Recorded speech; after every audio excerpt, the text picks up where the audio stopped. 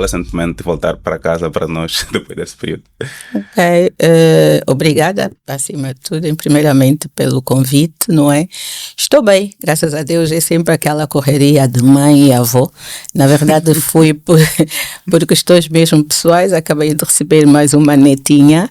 Muitos parabéns. Então, obrigada. Foi aquela correria de estar lá, acolher, orientar a filha e receber a bebê.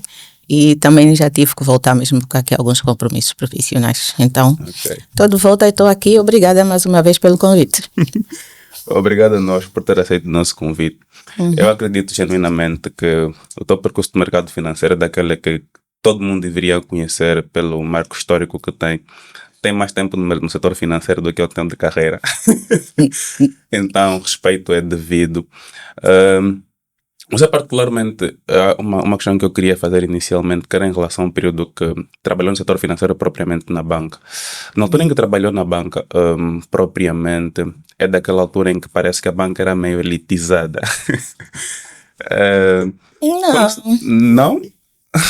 Não, a elitização veio depois. Aliás, o próprio país também, nos anos 90. Eu entrei para a banca em 92. 91, 92. E naquela altura éramos todos muito saudáveis, atenção. Não havia cá elitização, não. Em 92 ainda não. Isto veio muito depois, houve aqui uma série de transformações que ocorreram no nosso país, mas naquela altura havia muita sanidade mental, o ambiente de trabalho. Eu costumo falar, por exemplo, que eu comecei no BCI nesta altura e os que estavam lá eram mais velhos, o acolhimento foi super top. Lidar com aquelas pessoas que já estavam há muito tempo na banca, o acolhimento foi muito bom e os ensinamentos, então, naquela altura não, a elitização veio depois, que começamos já a romper fronteiras. Exato. E aí começamos sim a trazer aqui ao de cima aquilo que de facto nós somos, os nossos egos começaram a subir, mas fora disso não. Sim, porque já temos um mercado, acredito, minimamente preparado para algumas questões e passamos a emprestar um pouco daquilo que era a banca internacional também.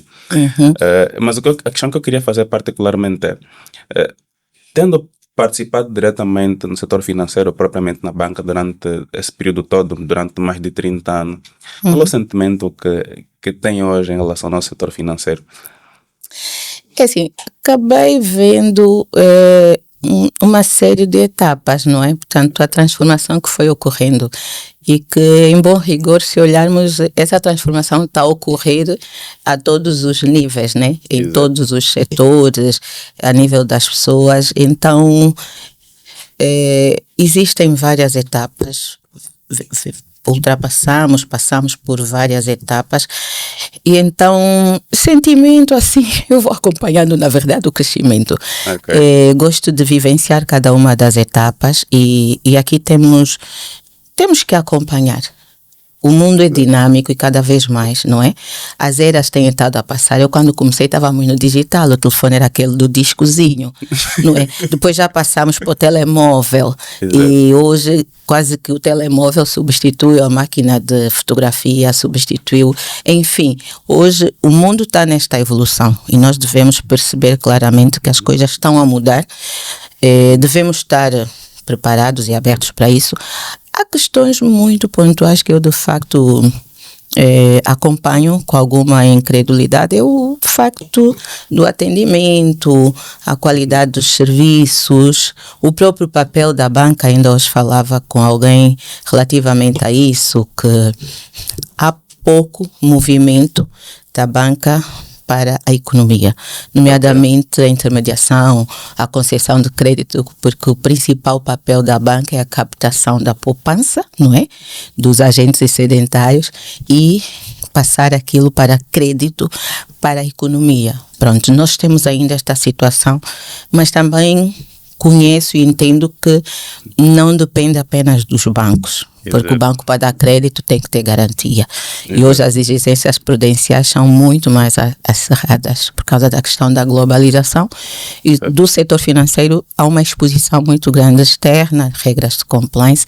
E então é uma, como se diz, é uma pescada com o rabo na boca, não é? Portanto, aqui é um efeito giratório que todos precisam. Mas os bancos também precisam de dar aqui uma ginica, nomeadamente, como eles não estão a dar crédito, eles hoje aplicam todos os seus recursos, ou quase todos, na dívida pública.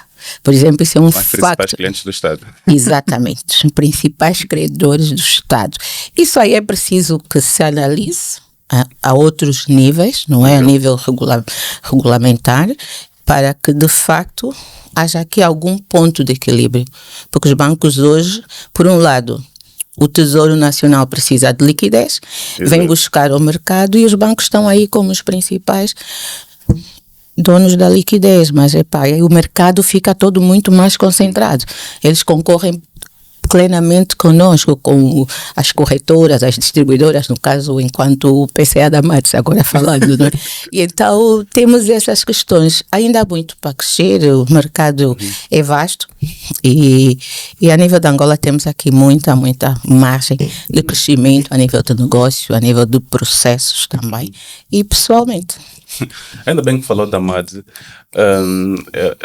Quando eu falo com algumas pessoas sobre si, eu digo que essa senhora é o setor financeiro, porque acompanhou o crescimento e a transformação do nosso setor financeiro em todos os níveis, desde a banca e agora como presidente do Conselho de Administração da MAD,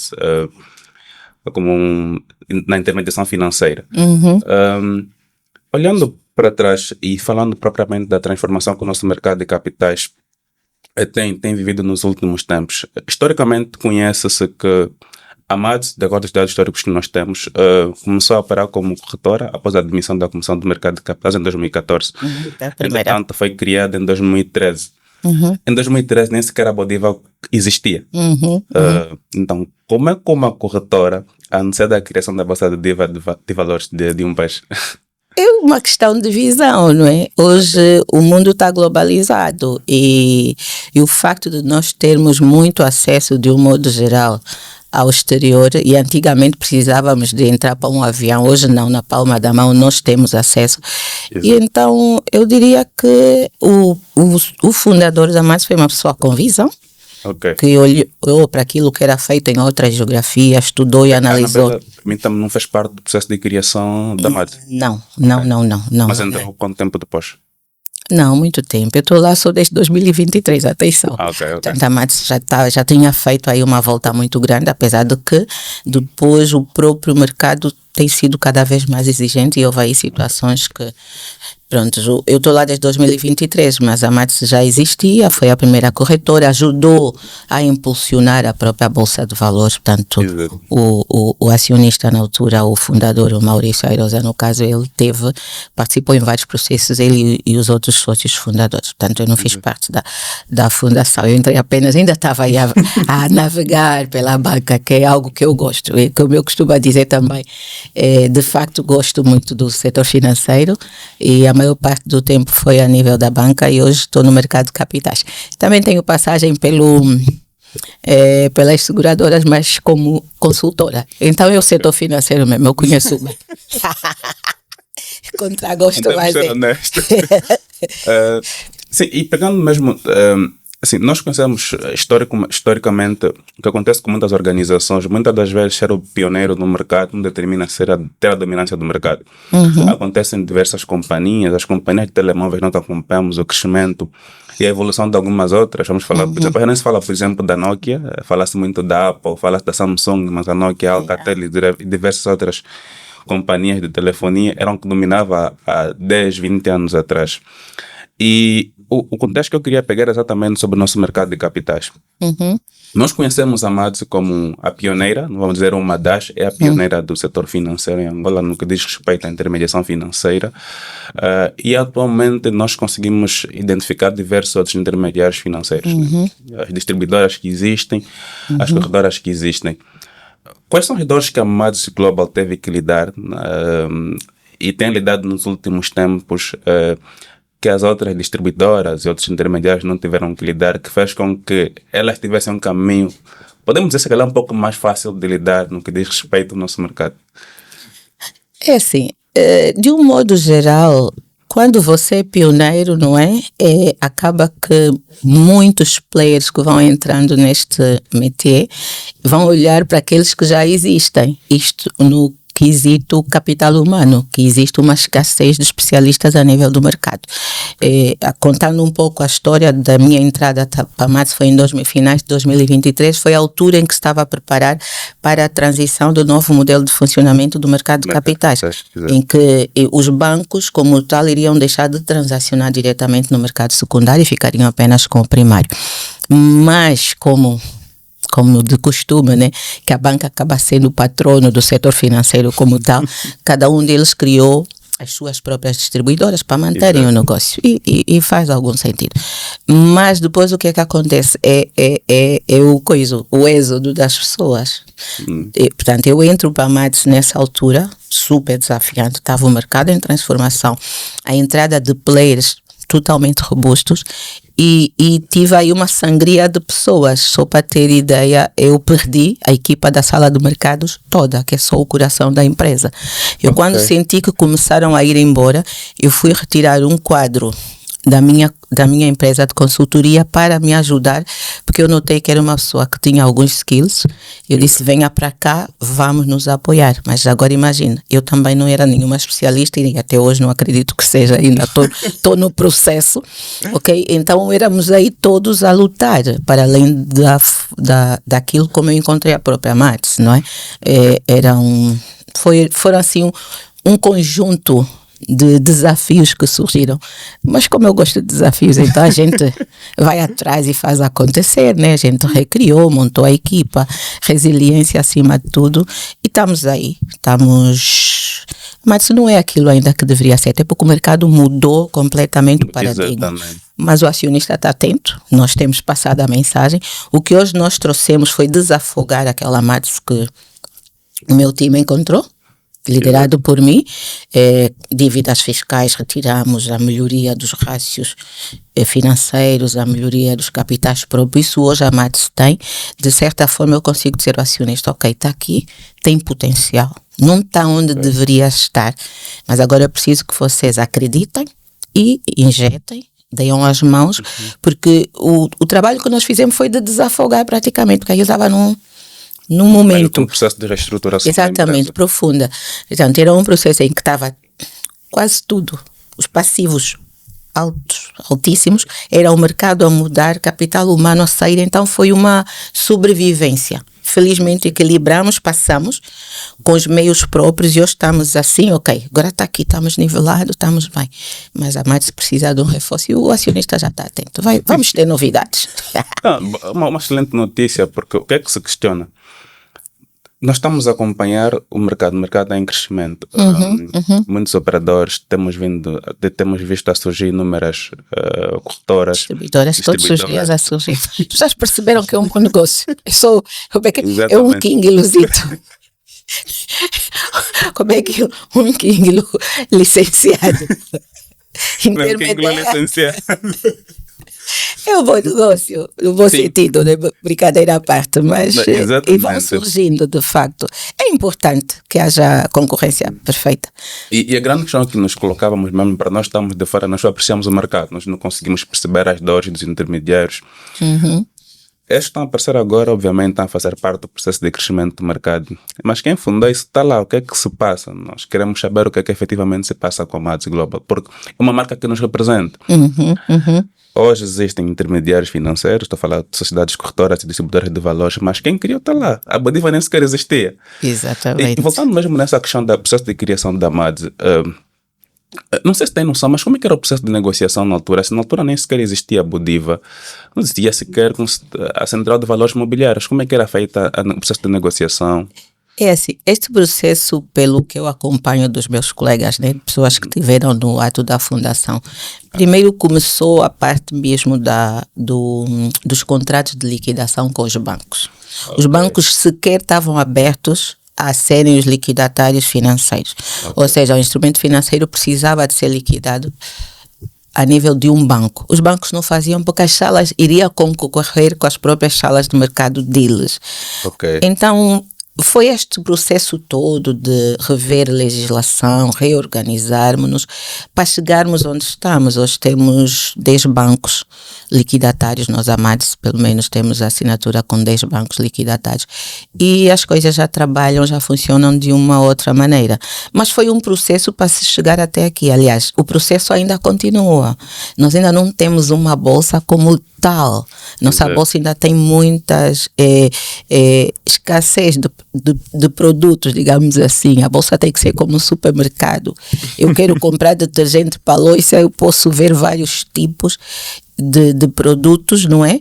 De marcas diferentes e preços diferentes.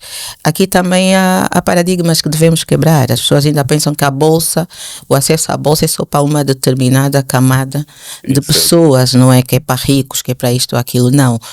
Precisamos de ter aqui gente competitiva, disruptiva, porque quebrar paradigmas é desafiante, mas eu ontem por acaso estive a conversar com um player do mercado e ele trouxe-me assim algumas iniciativas que apresentou-me que vai ser totalmente disruptivo. E temos aqui várias oportunidades de criar produtos, por exemplo, instrumentos para a classe mais baixa, preparar as empresas a nível da governança, controle interno, para que mais empresas tenham acesso à bolsa, que hoje ainda está muito centrada nas empresas do Estado, né, as empresas públicas, que são as tais que estão no ProPrive. Portanto, nós temos aqui um mercado muito aberto, ainda com muitas oportunidades. Devemos olhar para lá fora, o caminho que foi feito nos outros países e implementar aqui, darmos-nos as mãos acima de tudo, criarmos sinergias e fazer acontecer. É possível acreditar no nosso país e fazermos com que as coisas corram. Ok. Ainda bem que mencionou há pouco tempo sobre o fato de nós, vou dizer nós porque o mercado pertence-nos a todos, ainda ser muito refém do programa de privatização de empresas do Estado, que é o ProPrive. E atualmente, por discussões assim, às vezes as pessoas dizem que o nosso mercado carece de diversificação. A questão que eu iria colocar em relação mesmo ao tema da diversificação a nível dos instrumentos disponíveis no nosso mercado é, tendo em consideração todos os aspectos que são inseparáveis, a nossa educação, a nossa cultura, o crescimento do mercado de capitais em si, numa altura em que ele está em crescimento, tem faltado o tema da diversificação, provavelmente deveria colocar nesses termos, já deveria ser questionado a nível de instrumentos financeiros para o nosso mercado? Este é um caminho, ok? Isso é um processo que está a decorrer. Há aqui muitos aspectos que devem ser ultrapassados. De um modo geral, se nós repararmos, por exemplo, o setor financeiro é dos setores a nível de Angola, do nosso país, que evolui muito mais a nível de regras de conformidade, de compliance. Não quero falar do óleo de gás, porque o óleo de gás pronto, está lá à frente por causa já da matriz, quase todas elas têm a matriz estrangeira. E então, o setor financeiro é o outro, por causa da exposição. Nós precisamos de moeda estrangeira, há uma exposição externa muito grande, então há regras internacionais que afetam-nos e imediatamente são implementadas. O BNA, a nível de legislação, nós vemos que ele está sempre a inovar, muita robustez, as pessoas têm tido muita formação, a abordagem é boa. Os avisos do BNA eu acho que são excelentes. Quando a gente vai lá ler para implementar determinada regra política dentro dos bancos, eu acho que tem uma acessibilidade e uma linguagem muito simplificada. E então é um caminho. Agora, olhando para as outras empresas, nós não temos esta cultura, ok? E nós, particularmente, nós só nos preocupamos, por exemplo, em organizar a empresa, ok? Quando temos um fiscal aí fora. Nos dias de hoje, por exemplo, nós vemos que as empresas que têm a tal contabilidade organizada são muito poucas. Muitas delas nem sequer têm contabilidade, elas têm um de fiscalização. Tem um contabilista apenas para questões fiscais.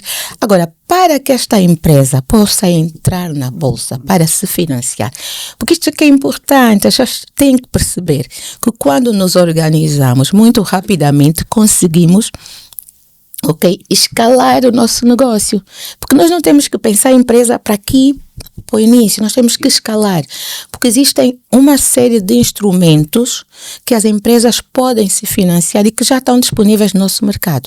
O que está a precisar realmente é que é a nossa comunicação, literacia, não é? É baixar o nível da linguagem, costuma dizer.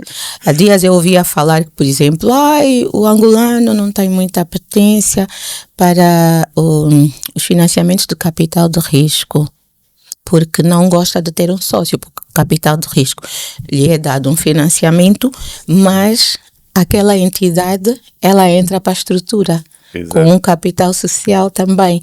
Mas isso é bom, por quê? Porque ele entra com know-how. Como ele está a injetar dinheiro, mais do que ninguém, ele quer ver a rentabilidade daquele dinheiro, até porque ele tem um prazo para depois retirar-se. Será que o angolano não quer ou nós não estamos a saber explicar? Okay. E eu costuma dizer isso. Eu já acompanhei um cliente meu, da empresa de consultoria, que eu também sou sócia fundadora da CT Consultoria. Vou vender já o meu peixe, né? Vão lá, então, para vos ajudar a organizar as empresas. Somos expertos mesmo. Vão lá. Vão gostar. Então, eu estava a dizer, eu fui acompanhar um cliente que estava num desses processos sobre o capital de risco e tivemos a reunião e tal, e o cliente saiu assim meio cético, mas eu depois liguei para a pessoa que tinha pedido a reunião e disse, olha, desculpe lá, vossa linguagem é muito técnica. Vossa linguagem é tão técnica que eu que estou no setor financeiro há anos e sou uma pessoa que gosta muito de estudar, eu também não fiquei muito confortável. Então isso é que é necessário. E lá está, vou buscar o meu tempo da banca. Eu lidei muito e uma coisa que nós aprendemos é que nós temos que ter uma linguagem apropriada para cada tipo de público. Exato. Se nós quisermos democratizar o acesso aos instrumentos financeiros, o acesso à inclusão financeira que precisa-se, nós temos que deixar de ter muita gente ainda a guardar dinheiro lá fora, como se diz que o mercado de 30 movimenta mais 300 milhões por dia, ou, não sei, ou se calhar muito mais, já não me lembro. Ok? E então, não, movimenta muito mais. Aliás, quando falou-se do incêndio que houve no mercado do Kikolo, que houve pessoas que perderam tipo 3 milhões guardados em contentores. Temos. O grande centro financeiro do país está aí. Estar informado. Tá. Então nós precisamos de olhar para esta componente também. Fala-se muito em literacia financeira, muitos eventos financeiros acontecem, mas onde é que acontece? É Pixana. Quem vai para lá? É o literado. Eu até vou muitas vezes, nós queremos falar do acesso a instrumentos financeiros e várias formas de financiamento, aplicações financeiras, investimento, formas de rentabilizar capital. Mas nós já estamos a falar nestas salas. E então precisamos, de facto, de montar aqui um ecossistema para começarmos a democratizar, dar mais acesso. E o mercado informal movimenta muito dinheiro com um projeto bem delineado, ok? Com as pessoas certas, comunicação certa, porque vai ser um trabalho. Vai ser um trabalho muito grande. As pessoas hoje não confiam nos bancos, isso é um facto. Não confiam. Nós vemos aí quando se fala na brincadeira, nos TikToks, porque a despesa de manutenção, não conhecem o atendimento que é péssimo. Então, não têm confiança. Houve também projetos que eu me apercebi, por exemplo, de formalizar as zungueiras, as senhoras do mercado, criar o NIF, mas a seguir tiveram imposto. Então esses projetos têm que ser muito bem delineados, porque eu não posso ir buscar aquela mamazinha que está a vender, que eu quero lhe ajudar a usar os meios financeiros existentes, pagar por telemóvel, que hoje já temos aí. Sim. Nós temos toda a condição criada para que isto que deixe de existir filas nos multicaixas. Com o sistema que nós temos, o Quick, as Unitel Money, a Africell Money e companhia, só que eles vendem publicidade, né? Tem que parar. Então nós temos todas as condições criadas para democratizar o acesso aos instrumentos financeiros. E então é só preciso vermos onde é que está o constrangimento, não é? Para que então se democratize mais e que haja aqui um grupo disponível para fazer um projeto cabeça, troca e membro, e não fazer esses projetos dispersos. Começa aqui no mercado, fizemos aqui uma mobilização no mercado dos Kwanzas, agora estamos no Catinton, depois estamos não sei onde. Vamos parar de dispersar, vamos fazer num sítio único, vamos maturar, depois fazer permite que ele tenha a escalabilidade. Falou sobre o percurso que agora passou a ter quando decidiu migrar um pouco para o lado do empreendedorismo convencional, porque acredito que levar uma carreira por conta de outra também acaba por ser um empreendedorismo, acaba por ser empreender, mas durante muito tempo trabalhou no setor financeiro, por conta de outra, posteriormente entrou para o mercado de capitais, todo esse setor financeiro obviamente, mas num segmento completamente diferente, e é empreendedora também. Existe uma diferença muito grande quando se trabalha por conta de outrem, ou quando se trabalha por conta de outrem, mas que o próprio patrão és tu. Empreendedor acaba por, de alguma forma, ser o próprio patrão de si mesmo. Quais são as ilusões que teve quando ainda trabalhava por conta de outrem, que o empreendedorismo acabou por revelar uma posição completamente diferente? Boa pergunta, deixa-me lá pensar. É assim, eu por acaso, eu acho que eu criei a empresa, não foi assim algo que eu tinha definido já. Okay. Aconteceu aí no percurso, não é? É claro que foi um método, um processo, não foi algo que caiu de repente, mas não foi nada que eu havia programado. Deu-se com a pandemia. A pandemia deu-nos assim aqueles insights, aqueles acessos às lives e tudo mais, o estarmos em casa.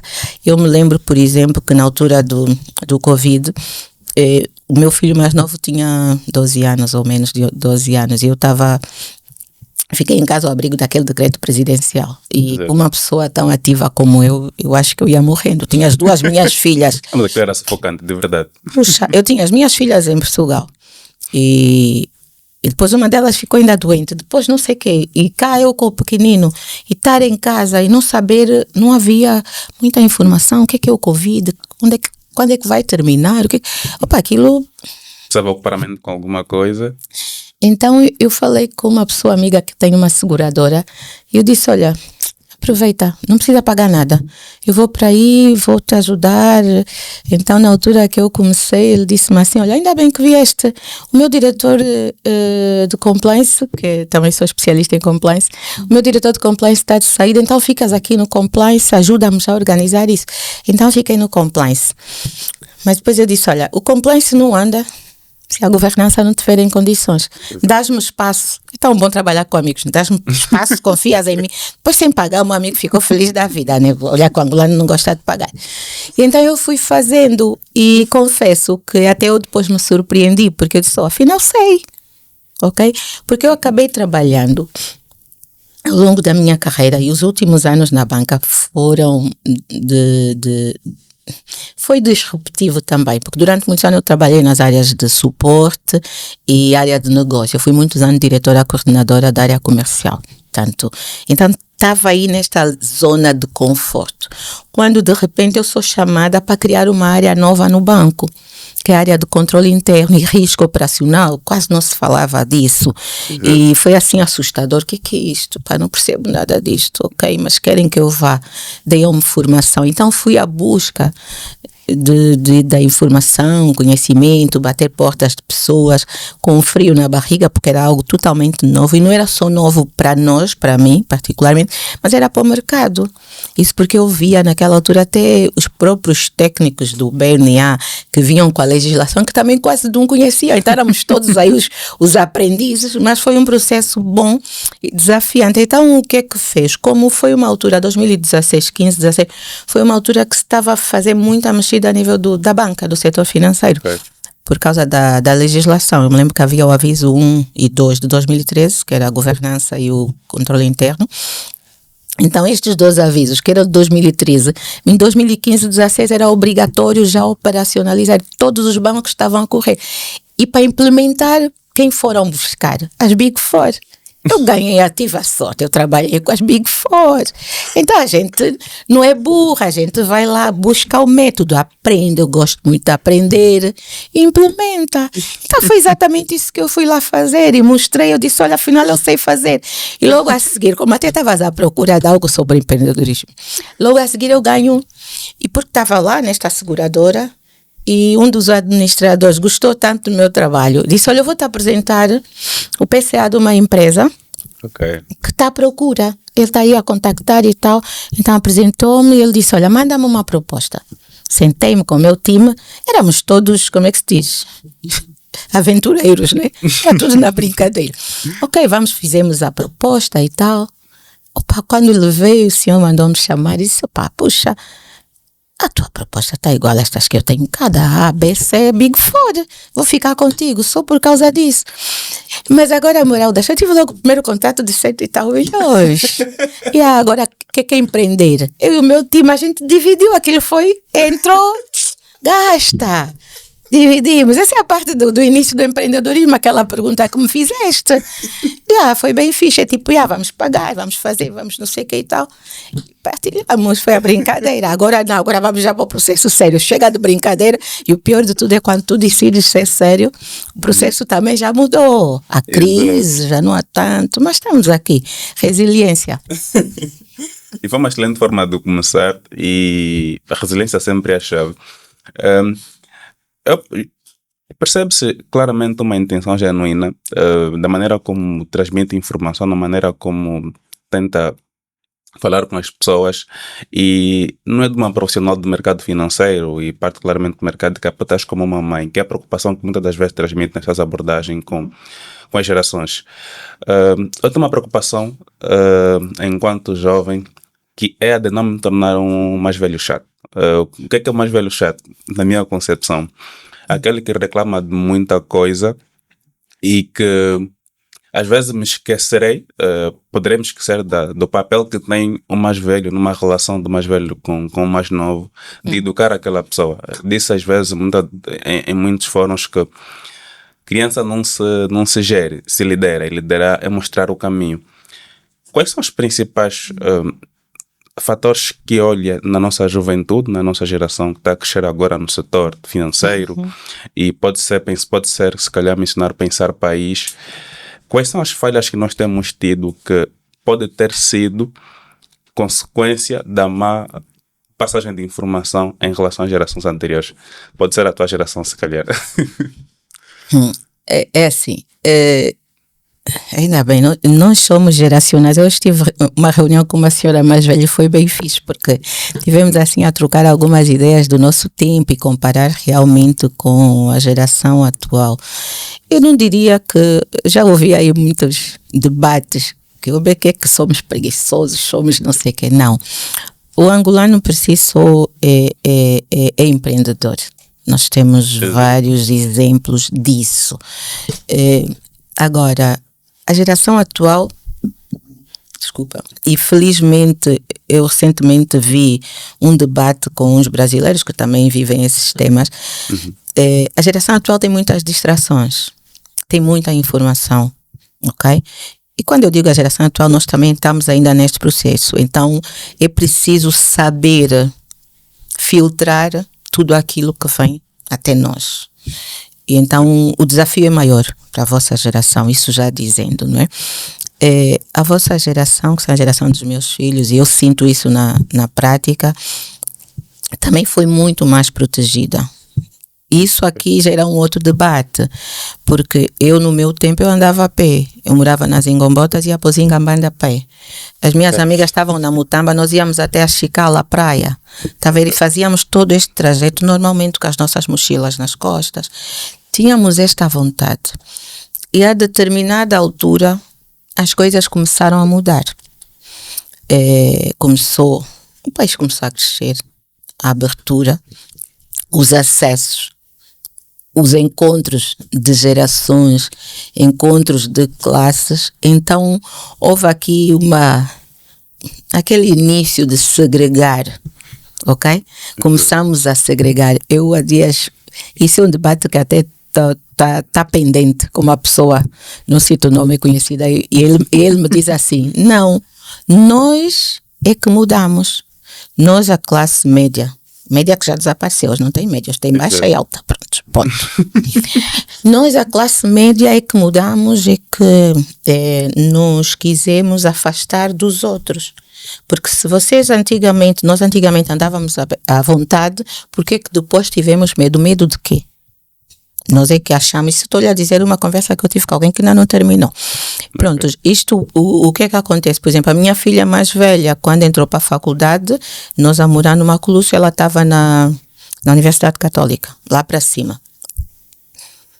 E pus-lhe um motorista, coisa que eu não tive. Okay. Motorista, ela saía às 18 horas ou 17, chegava a casa às 21 horas. Começou a fase dos assaltos, as violações. O que é que me obrigou? Olhar para fora. Pus a minha filha a estudar fora, depois lá foi o outro. Ou seja, houve aqui uma série de fatores, mas que nós precisamos de facto de analisar de forma desapaixonada para perceber se de facto não fomos nós que nos precipitamos, porque pode ter sido, atenção, e porque nós ao mandarmos os nossos filhos para fora perdemos algumas coisas, né? Perdemos, estando com eles perto já mesmo assim perdemos algumas coisas. Alguns encaminhamentos. Agora, falando assim no geral, a geração tem estas distrações todas, a vossa geração, então precisam de estar mais focados. Eu costumo dar um exemplo. Em 2013, enquanto diretora comercial do Banco Espírito Santo, na altura Albesa, chegamos a abrir 72, 73 balcões. Portanto, a equipa era por volta de 600 pessoas, 600 colaboradores. Houve um ano que nós abrimos 30 balcões. Então, nós tínhamos um recrutamento massivo a nível nacional. E nós, na altura, éramos um banco que nos preocupávamos muito com a imagem. Lá está o tal elitismo que algumas vezes diziam, mas não, éramos mesmo um banco rigoroso, ok? Com um perfil preocupado com o cliente, foco no cliente, no atendimento, enfim. E então, nós por causa das fraudes, que já existiam estas fraudes dos roubos e tudo mais nos outros bancos, havia uma exposição muito grande, nós nessa altura íamos buscar jovens dos colégios, 12º, 11º, para quê? Para poder moldá-los. E tivemos êxito nisso. Ou seja, eu abria um balcão, houve um ano, por exemplo, que eu abri 30 balcões. Aquilo foi uma correria. E nós pegávamos... No ano, 30 balcões? Foi. Um objetivo como foi dado e foi cumprido. No dia 28 de dezembro. E então o que é que acontecia? Mas uma equipa multidisciplinar que trabalhou arduamente, mas fechamos. Foi na altura um objetivo do grupo do Espírito Santo. Então isso para dizer o quê? Eu naquela altura, que geria mais de 600 pessoas, foi mais simples do que hoje com 25. Os jovens que eu tenho, eles não gostam de ouvir, vão já me falar mal, porque eles dizem assim que eu... Então para dizer o quê? Eram mais comprometidos, mais focados, não é? Hoje os jovens são bons, eles conhecem, mas há aqui algum point de distração, que a pessoa tem que estar mais em cima, enfim, mas eu ainda não tenho essa chave toda virada, eu ainda estou a analisar, estou a tentar perceber melhor, porque para mim é um paradoxo, não é? Hoje é muito mais exigente, a gente pede, orienta, mas eu vejo que os jovens de agora... tá aí, faz. Se você se distrair um bocadinho, você cobra. Mas tem que estar sempre, eu costumo dizer, vocês querem fazer de mim um cobrador. Porque você, é verdade, eu digo assim, eles matam-se. E você pede uma coisa, ele vai fazer até. Exato. Mas você, se não for perguntar ou esqueceu, ou ele faz, envia por e-mail e depois vai embora e você precisa de discutir aquilo que pediu para fazer. Então aqui estas situações tecnicamente podem estar bem, mas a nível comportamental, de entrega, de dedicação, foco, responsabilidade, acho que há aqui um trabalho a ser feito. E eu faço parte do problema, também vou fazer parte da solução, de vez em quando com chicote. Não, o chicote é necessário e ainda bem que falou sobre isso. Eu não quero cá me isentar disso. Eu acredito que a minha geração tem muitos desafios. Nós estamos cheios de estímulos digitais, redes sociais e sem sombra de dúvidas, aspectos de alguma forma podem distorcer o nosso foco.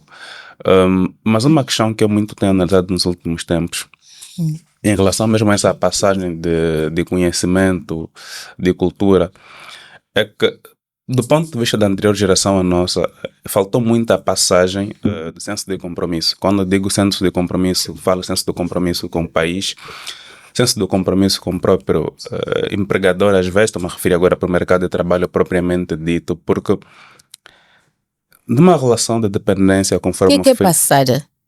Agora vou lhe fazer essa pergunta. O que é passar, Venância? Porque eu vou lhe trazer mesmo exemplo só da minha casa, né? Meus filhos não gostam muito, porque eles dizem, para de falar de nós. Mas vou lhe dar exemplo da minha casa. O meu filho mais novo tem 17 anos. Ai, Jesus, ele vai me matar. E ele diz-me toda hora, mãe, eu não quero ir para a faculdade, não preciso. E vejo que as irmãs estão formadas, ele é o mais novo, mas ele acha que não precisa, porque viu aí algumas coisas. Então, quando eu pergunto, o que é passagem?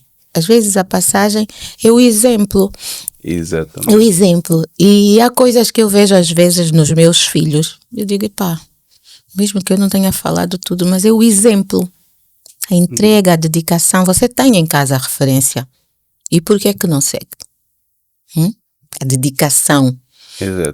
Eu defendo sempre que quando é para fazer bem. Às vezes posso ser um bocadinho perfeccionista. Ok? Na dúvida não faça. E para fazer mal é melhor não fazer. Então faça. Mas pergunte tantas vezes quantas forem necessárias. Mas não faz só tipo vozar, como se diz na gíria, né? Só fez para fazer o check. Não, isso a mim constrange-me muito. Sim, sim. E às vezes noto isso nesta juventude. E noto mesmo em casa. Sim, ainda bem que fez-me essa questão, Anabela, porque eu queria responder em relação ao que é ser passar, ao que é ser feita essa transmissão de conhecimento. Eu ainda cresci naquela época em que os meus pais sempre me disseram: enquanto estiveres na minha casa, tem que cumprir aquilo que eu digo. O passar a que me refiro eu recentemente ouvi uma entrevista de alguém que mencionava o fato de que criança não pode estar a gerir como se fosse um resultado qualquer. A criança tem que ser liderada. Ela não conhece. Na minha concepção, e agora que está a crescer, consigo perceber tudo aquilo que foi passado pelos meus pais. Eu mesmo não tinha conhecimento de absolutamente nada, porque li alguma coisa, ouvi alguma coisa, achava que tinha muito conhecimento, mas tinha conhecimento de absolutamente nada. As pessoas que me transmitiam as coisas eram pessoas com mais experiência, meus pais no caso, meus responsáveis, meus educadores, e tinham genuinamente a capacidade de me poder transmitir o que eu deveria saber. Era um caminho que estava a ser preparado. Eu, na minha santa inocência, achava que o que estava a fazer era o mais certo. Mas as pessoas com mais experiência é que sabiam qual era o caminho certo. Obviamente tem que dar desconto deles terem eventualmente errado em alguma direção, mas as pessoas que estão acima de nós, os nossos educadores, é que têm essa responsabilidade de nos liderar. Porque novos mesmo não sabem como liderar-se. Vai escolher um caminho que se calhar vai na internet, o fulano fez, e a questão que colocou agora sobre ir à escola ou não ir à escola. É uma discussão muito grande que existe atualmente sobre fazer ou não faculdade. Eu nem gosto de argumentar sobre isso. Acho que a partir do momento que eu me questiono se devo fazer ou não faculdade, isso deixa de ser um não tema. Mas a questão é, eu vou naturalmente me questionar se devo ir ou não à faculdade, porque vou vislumbrar na internet o resultado de alguém que teve, o resultado que eu almejo indo para a faculdade. Sim, sim, sim. Ainda temos esses discursos muito distorcidos e muito agressivos na internet. Vendo aquele resultado que a pessoa atingiu sem ir para a faculdade, supostamente, eu vou querer seguir esse caminho. Supostamente mesmo.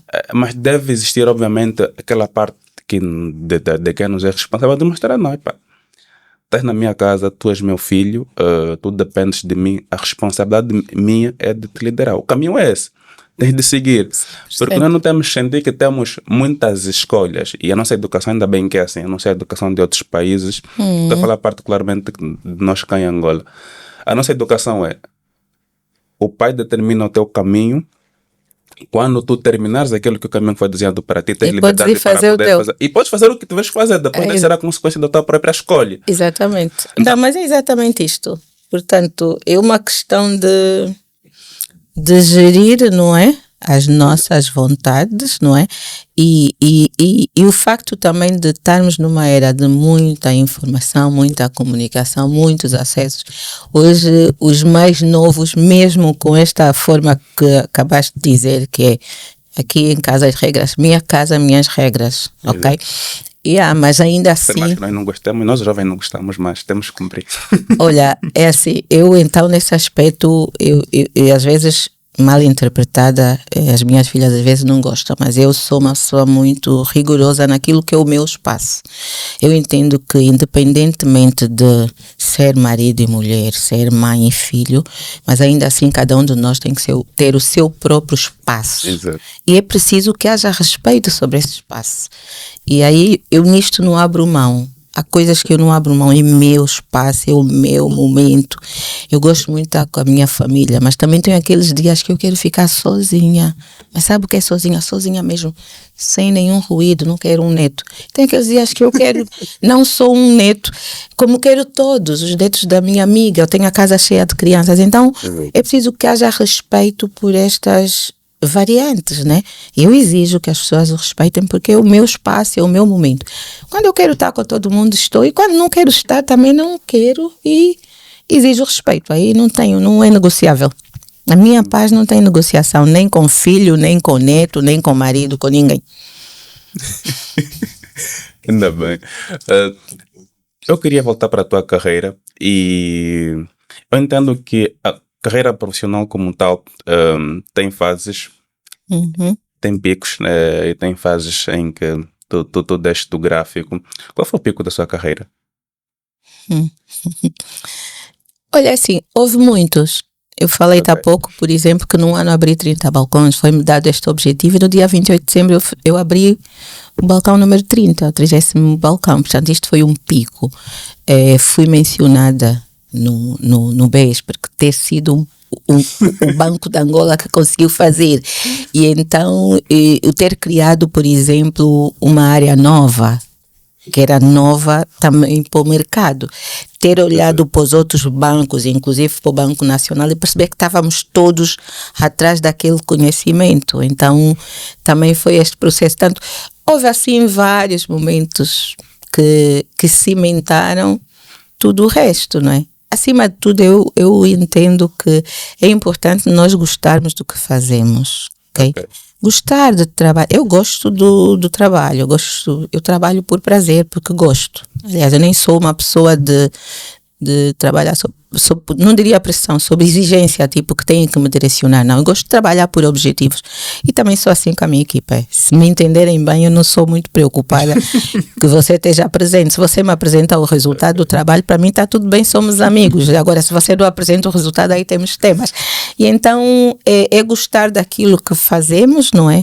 Porque deve ser muito desafiante sair de casa todos os dias e trabalhar contra a vontade.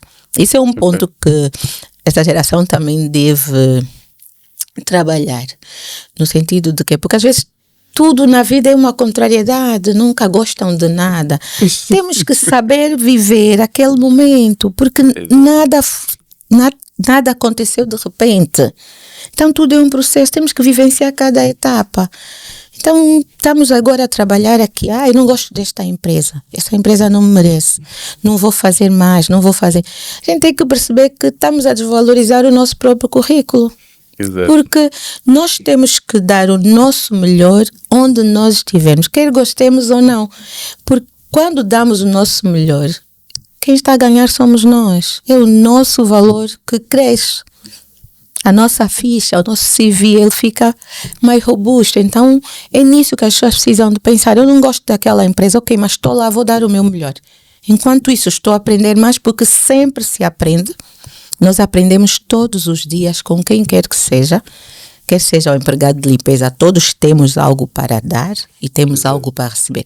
Então, onde estamos, nos dedicarmos, trabalharmos, enquanto vamos procurar outro, vamos agregar, vamos tirar mais formações, vamos atrás. Isto é que é importante que cada pessoa fixe na sua mente e crie como um objetivo. Eu há pouco tempo falava mesmo sobre a falta de senso de compromisso que tem existido para a nossa geração. E eu queria pegar aqui um ponto. Às vezes nós mesmos nos esquecemos que o fato de dedicarmos parte do nosso tempo para uma entidade, para uma empresa, mais do que simplesmente, se fizermos o contrário, colocarmos nosso currículo em risco, é que os resultados que nós entregamos têm uma consequência muito grande sobre a manutenção da própria empresa. E a empresa, se estiver em risco, em caso de manutenção, o próprio emprego também acaba por estar em risco. Eu queria falar um pouco mais sobre aquilo que tem sido as preocupações que muitos líderes têm colocado, têm trazido em relação à geração Z, particularmente. Quais são as principais dores que tens tido nos últimos tempos a lidar com os jovens, sobretudo para aqueles que tu tens gerido? Aquilo que falei há pouco tem a ver muito com o comprometimento, né? Com a entrega. ok? Eles até podem fazer, mas não têm aquele cuidado, aquele rigor. E lá está, isto é importante que seja algo pessoal. Porque eu não posso trabalhar só porque o Venâncio me pediu. Senão não vai estar. Eu tenho que desejar fazer o melhor. Tudo o que eu tenho que fazer, me esmerar para mim, porque eu acho que é uma satisfação quando eu termino algo e olho para isso, uau, gostei. Tem que ser, nós não podemos transferir esta responsabilidade para o outro. Então eu acho que tem sido isto, o comprometimento, a responsabilidade, já estão mais avessas, é muito desafiante, mas são pequenos ajustes. Aquilo que eu disse, né? E que eu não tenho a chave totalmente virada neste ponto. Eu ainda tenho estado a ver, porque quando se lida com pessoas, também nós temos que de vez em quando fazer um passo atrás para perceber, será que eu entendi bem? Será que também estou a analisar bem? Porque pessoas são pessoas, por trás da pessoa. A pessoa não se dissocia, ele é o filho, ele é o pai, ele é o marido, ele vive o trânsito que eu hoje vivi, sair da Mutamba para aqui. Então, estes fatores todos nos levam a começar a olhar para o todo e pensar, portanto, as pessoas precisam de estar mais focadas, terem mais ambição no bom sentido, ser ambicioso, não é ganancioso, pisar nos outros, é ambição de crescimento e perceberem que quando eu quero crescer, tem uma fatura por trás. Não esquecem-se dessa fatura. E a fatura depende muito da quantidade de esforço que aplicas, ou para o bem ou para o mal. Sente saudade de voltar de trabalhar com a banca? Eu me sinto sempre parte da banca, aquilo aí, eu sou bancária de gema, eu continuo a me sentir parte. Eu quando falo da banca, olha, recentemente por acaso recebi a notícia de um colega do Econômico, que foi o último banco que eu tive, que faleceu, eu também postei, porque eu também sinto-me ainda da banca, então foram mais de 30 anos e pronto, eu me sinto, o facto de estar no setor financeiro continua bem, mas eu me sinto sempre da banca, eu sou quadro. Quer queiramos, quer não, mas eu me sinto. Mas não tem como separar a sua pessoa da banca. Agora, Mazzi Global, ACT, consultoria, quais são os próximos passos da Mazzi Global? Nós estamos à espera realmente de voltarmos a ver com uma força completamente diferente aquilo que nós já esperávamos já há algum tempo. Quais são os próximos passos? O que é que o mercado pode esperar? É assim, para este ano está em consulta pública a nova legislação do mercado de capitais. Também vai sair aí umas mudanças tremendas, não é? Ou seja, nós ao fecharmos o ano tivemos a conversa com o acionista de uma forma, a seguir tivemos que rever em função da nova legislação que vai entrar em vigor. Nós estamos a nos preparar. O mercado está cada vez mais desafiante e vai estar muito mais. E então acho que é prematuro ainda a dizer, nós estamos prontos, ok? Temos força, vontade de romper, ok? De crescimento, queremos, e aquilo que eu disse há pouco, o facto do acionista estar alinhado com a gestão já nos dá ainda mais segurança. Ou seja, o acionista olhou e disse, ok, há potencial, então vamos apostar. E estamos nessa fase de reescrever a história. Então vamos aguardar. É melhor não trazer aqui muitos spoilers. Mas é mesmo pela fase de reescrever a história. Olha, Anabela, nós já estamos mesmo próximo para o fim da nossa conversa. Já agradecer pelo tempo de qualidade. Foi um prazer enorme ter-te cá. Como eu disse e reitero, eu olhava para si como uma profissional, mas depois de ter ouvido algumas outras abordagens, passei a olhar mais do que uma mãe angolana no setor financeiro, porque a forma como tenta transmitir a informação, sobretudo a preocupação que demonstra ter com as gerações vindouras é muito forte. Obrigado por ter aceito o nosso convite e por ter estado cá conosco. Quer dizer alguma consideração final? Quer dizer alguma coisa? Pronto, tu falaste aqui no final da preocupação com as gerações de facto, ok? A essência mãe é muito nata, está cá dentro, e eu de facto me preocupo muito com as pessoas. Aliás, a nível da ACT nós temos a Academia do Ser, que estamos a desenhar aí alguns projetos com impacto social, desenvolvimento humano, exatamente para colmatar aqui algumas lacunas.